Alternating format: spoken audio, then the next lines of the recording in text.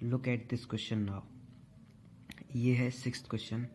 आप अपनी बुक अपने सामने रखें और उसमें देखते जाएं कि यही क्वेश्चन लिखे हुए हैं। और जिस बच्चे के पास बुक नहीं है उसके लिए तो मैं लिख ही रहा हूँ, आप यहाँ से फेयर बनाइए अपनी, समझते भी जाइए साथ में।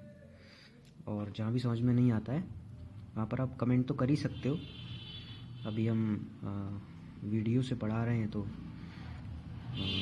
तुरंत तो पूछना पॉसिबल नहीं है, आप एकदम से तो नहीं पूछ सकते जैसे आपको नहीं समझ में आ रहा है। लेकिन इतना तो कर ही सकते हो कि जो चीज़ समझ में नहीं आई है वो आप कमेंट करें, या फिर अगर आपके पास नंबर है तो आप नंबर से मैसेज कर सकते हैं मुझे व्हाट्सएप पर, नहीं तो आप यहाँ पे कमेंट करें। अब देखो question number 6, find the value of. Value निकालनी है इन दोनों क्वेश्चंस की। एक और पार्ट है इसमें, सी पार्ट, उसको भी कराएंगे, लेकिन अभी इसको देखिए। सबसे पहला क्वेश्चन सॉल्व करो, इसमें इसकी वैल्यू निकालनी है। मैथ में किसी भी क्वेश्चन की वैल्यू निकालनी हो तो वैल्यू निकालने का मतलब होता है उसको पूरा का पूरा सॉल्व करना। इसमें आपको कितने इंटीजर्स दिख रहे हैं? एक ये है, नाम क्या है इसका? 36। ओनली 36 नहीं, ये प्लस का 36 है। दूसरा इंटीजर -3, तीसरा इंटीजर -66, चौथा इंटीजर +35। इन सभी को जोड़ना है, घटाना है, जो भी हो, कुछ भी हो, इनसे एक वैल्यू निकाल के लाइए, केवल एक इंटीजर रह जाए। तो चलिए करते हैं। इक्वल लगा के मैथ को सॉल्व करोगे हमेशा, आगे से लिखते जाइए। 36 मिला, लिख दो। अब यहाँ देखो जरा, दो साइन नहीं रह सकते हैं अकेले, है ना? इन दोनों से एक साइन बनेगा।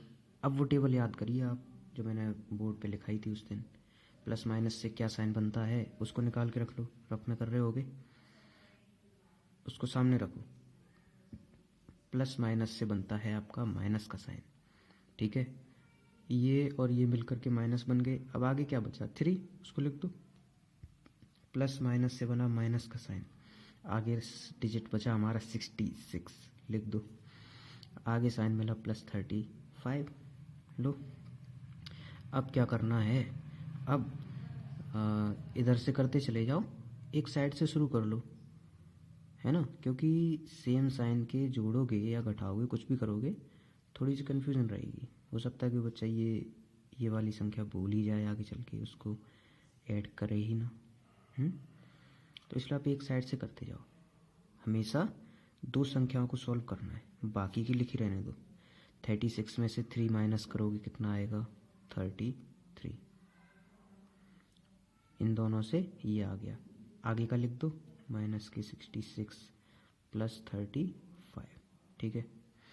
33 में से अब 66 माइनस करो तो प्लस माइनस आपस में घटेंगी। इसका साइन प्लस का होता है, याद रखना है। तो प्लस माइनस आपस में घटती हैं, यानी कि 66 में से 33 माइनस होगा तो आंसर तो 33 आएगा। बट इन दोनों से आंसर 33 आया है, तो आप देखिए कौन सी संख्या बड़ी है? बड़ी 66 है। 66 का साइन माइनस है तो आंसर का भी साइन माइनस रहेगा।